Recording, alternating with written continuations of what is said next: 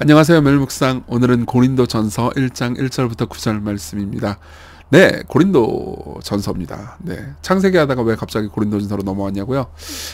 이제 우리가 창세기가 아브라함 스토리가 이제 일단락이 됐어요. 그리고 이삭 이야기 끝부분이었는데 이제는 야곱 이야기로, 긴 이야기로 넘어가거든요.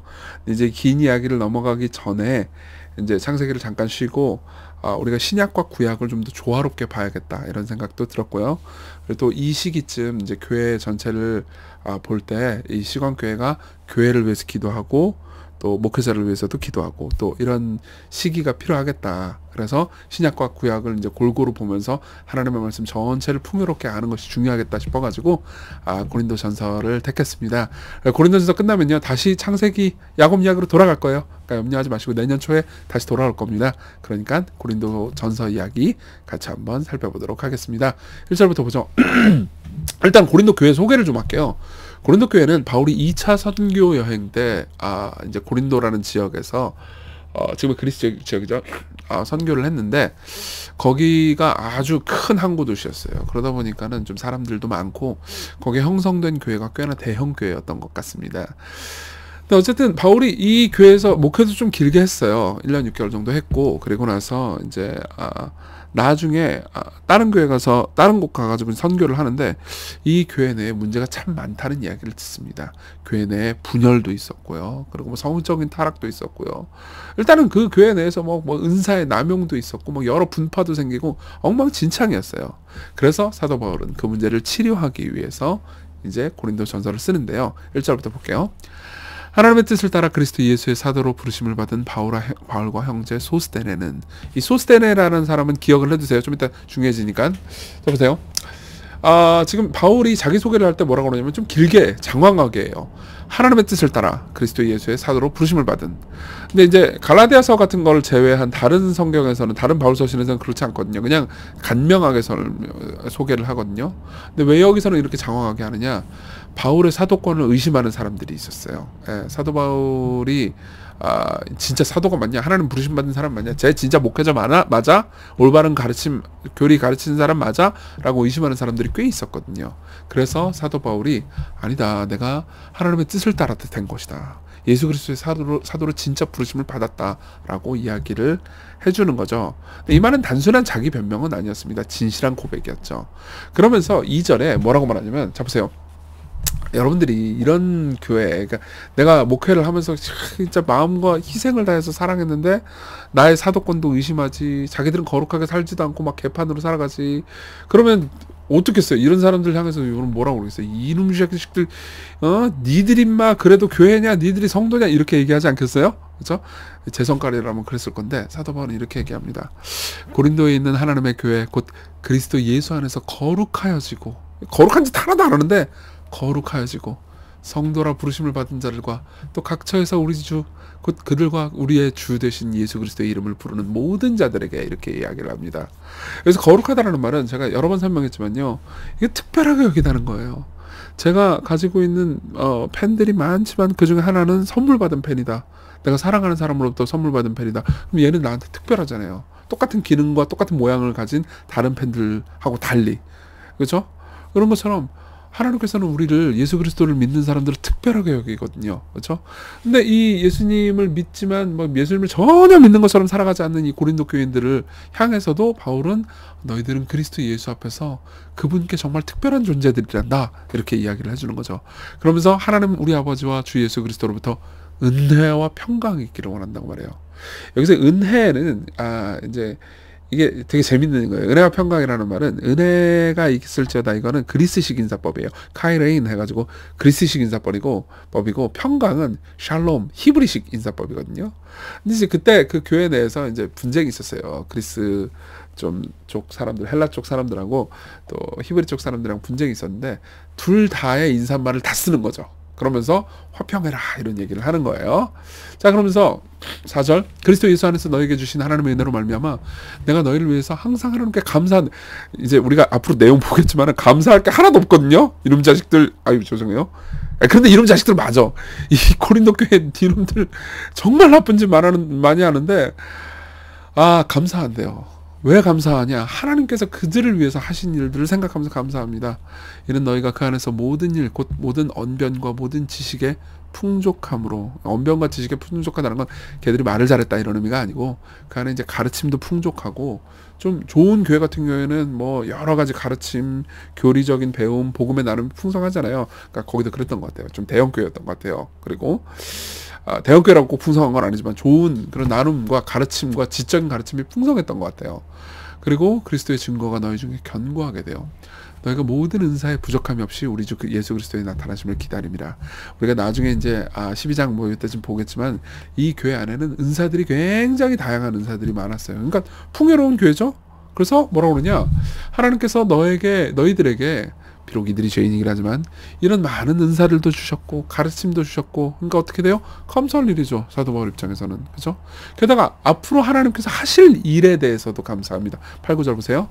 주께서 너희를 우리 주 예수 그리스도의 날에 책망할 것이 없는 자로 끝까지 견고하게 하시리라. 그러니까 무슨 말이에요? 지금 너희들이 엉망진창이긴 하지만 예수님이 책망할 것이 없는 자로 끝까지 견고하게 해주실 거야. 나는 그걸 소망해. 이렇게 이야기를 하는 거죠. 그리고 너희를 불러 그의 아들 예수 그리스도 우리 주와 더불어 교제하게 하시는 하나님은 미쁘시도다. 신실하신 하나님.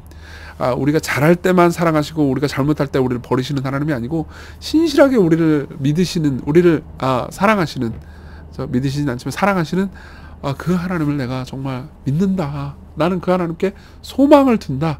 그러니까 나는 감사하다. 이렇게 이야기를 하는 거죠. 그러니까 사실은 하나님은 자기 사람 안 뺏기세요. 종종 우리는 사람들을 보면서 절망할 때가 있잖아요. 저 인간이 변화될까? 그렇지만 하나님께서는 예수 그리스도 안에 있는 사람들을 다 은혜로 변화시키실 것이다. 그분은 신실하신 분이다. 이걸 생각을 해보는 거죠. 자, 우리 적용을 해볼까요? 첫째는 잊어버린 하나님을 기억하는 겁니다. 보세요. 우리가 계속해서 범죄하고 막 분열하고 자기 잘난 척하고 하는 거는 우리가 은혜를 받은 사람이라는 걸 잊었기 때문이에요. 바울이 초반에, 그러니까 이 교회가, 고린도 교회가 문제가 엄청나게 많았음에도 불구하고 앞으로 계속 볼 거예요. 이렇게 너희들이 성도다, 거룩함을 부르심 받았다, 너희들 책망할 것이 없는 자로 하나님께서 견고하게 하실 것이다, 예수님과 더불어 교제하게 하실 것이다, 이런 얘기를 자꾸 하는 이유가 뭐냐면은 너희들 은혜 받은 자다라고 그 정체성을 다시 기억하게 해주는 거죠. 하나님께서 그들에게 하신 일은 그들을 거룩하게 특별하게 하셨어요. 부르셨어요. 언변과 지식에 풍족하도록 은사를 주셨습니다. 또 그들에게 하실 일도 있어요. 책망할 것이 없는 자로 견고하게 하실 거예요. 우리 모두 다 같은 겁니다. 근데 우리는 마치 어떻죠? 그러니까 하나님께 받은 것이 아무것도 없는 양, 그렇죠? 우리 삶, 우리 혼자 우리의 능력으로 헤쳐온 사람인 양. 우리가 가지고 있는 거, 내가 뭐 예를 들면 성품이 착하다 그럼 성품 나쁜 사람 막 정죄하고 그러잖아요. 내가 똑똑하다 그러면 무식한 사람 정죄하고 하등하게 여기잖아요. 그게 다 내가 가지고 있는 걸 내 거라고 생각 안 하고, 하나님 그래서 나에게 주신 거라고 생각 안 하고 내 거라고 생각하기 때문이거든요. 여기에 뭐예요? 자기 의의가 있는 거죠. 우리가 분열하고 막 누군가를 판단하잖아요. 왜 그런 거예요? 자기 의의가 있기 때문입니다. 그래서 하나님의 은혜를 기억하십시오. 두 번째입니다. 바울을 따라서 소망을 품는 겁니다. 제가 아까 이제 1절에 보면요, 소스데네라는 사람이 있잖아요. 바울과 형제 소스데네라는 사람이 있죠.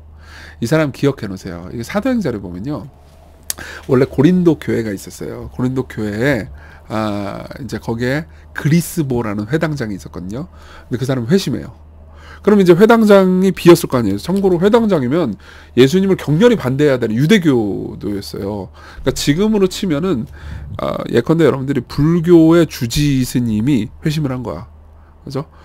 근데 그 다음에 그러면 이제 사람들이 모여가지고 뭐야 이거 다음 주지 스님 뽑자 그래가지고 또 사람들을 모았는데, 그래가지고 누굴 뽑았어요? 뭐 어떤 사람 뽑았습니다. 근데 그 사람이 또 회심한 거예요. 무슨 말이냐면 그게 소스데네예요. 소스데네가 사도행전 18장에 보면 나오는데, 사람들이 회당장 소스데네를 잡아서 법정 앞에서 때리는 장면이 나오거든요. 이게 이제 왜 그런 거냐면 사도 바울의 복음 전도 때문에 뭐 이제 나중에 거기서 난리가 나고, 난리는 난 거에 대한 책임을 사람들이 소스데네한테 물어요. 그리고 소스데네가 이 일로 고통을 당하고 그리고 나서 나중에 회심한 것 같아요. 예. 그러니까 보세요. 원래 소스데네는 지금으로 치면은 뭐 예컨대 무당일 하다가 회심한 거예요. 혹은 뭐 불교의 주지 스님이었다가 회심한 거예요. 보세요. 소스데네가 변화될 수 있었다면 고린도 교인들도 변화될 수 있겠죠. 그래서 바울은 나와 소스데네를 언급한 겁니다. 소스데네는 고린도 교회 사람들이 다 이미 알고 있는 사람이에요. 그렇죠? 누구도 변화될 수 있겠죠. 여러분, 여러분들 변화될 수 있습니다. 저도 변화될 수 있습니다. 하나님 우리를 정말 귀하고 특별하게 여기게 하시기 위해서 하나님의 가장 특별한 분이신 예수 그리스도를 십자가에서 저주와 진노를 내리셨어요. 그러면 하나님께서 택하신 누구든 변화시키실 수 있지 않겠습니까? 거기에 따라서 소망을 품으십시오. 스스로에게 소망을 품으시고요. 또 변화되지 않는 사람들 긍휼히 여겨주세요. 아직 성격이 성마르고 문제있고 연약한 사람들 긍휼히 여겨주세요. 제가 싱클레어 퍼거슨의 온전한 그리스도라는 책에서 제가 제일 좋아하는 말인데요. 이게 제 마음이 됐으면 좋겠어요. 목사는 먼저 그 자신이 하나님의 무조건적인 은혜를 깊이 경험해야 한다. 그들은 자기 방어적인 바리새주의와 조건주의를 흔적조차 남기지 않고 버려야 한다. 우리 구주처럼 상한 갈대를 꺾지 않고 꺼져가는 등불을 끄지 말아야 한다. 하나님처럼 은혜로운 마음을 품은 목사, 탕자들을 집으로 데려와 자격이나 조건 따위는 일체 따지지 않고 그저 안고 입을 맞추며 기쁨의 눈물을 흘리는 하나님을 볼 줄 아는 목사, 이러한 목사야말로 경건한 목사죠. 그렇죠? 이런 마음이 바울에게 있었던 겁니다. 그래서 그 문제에 있는 고린도 교인들을 향해서 너희들 거룩하다 그러면서 사랑의 인사말로 시작을 한 거죠. 우리 같이 기도합시다. 두 가지인데요. 하나는 우리 신분을 잊고 하나님의 은혜를 잊고 사는 일이 참 많았습니다. 그러니까 우리가 교만합니다. 복음을 다시 가르쳐 달라고. 그리고 바울과 같은 마음을 저에게, 그런 사람들을 가지고 소망을 품는 마음을 저에게, 그리고 저를 위해서도 기도해주세요. 시건교회 목사를 위해서도, 그리고 시건교회 목회자들에게 이 사랑의 마음을 부어달라고, 바울과 같은 마음 부어달라고 같이 기도합시다.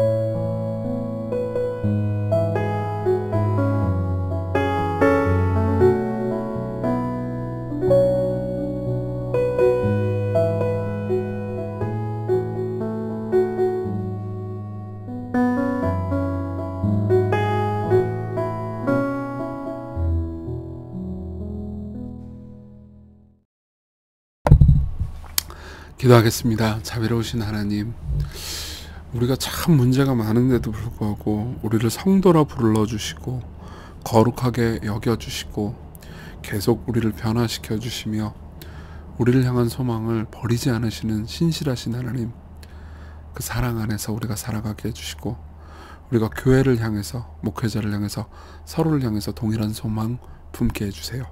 예수님 이름으로 기도했습니다. 아멘. 네, 희망 안에서 기쁨 하루 되셨으면 좋겠습니다.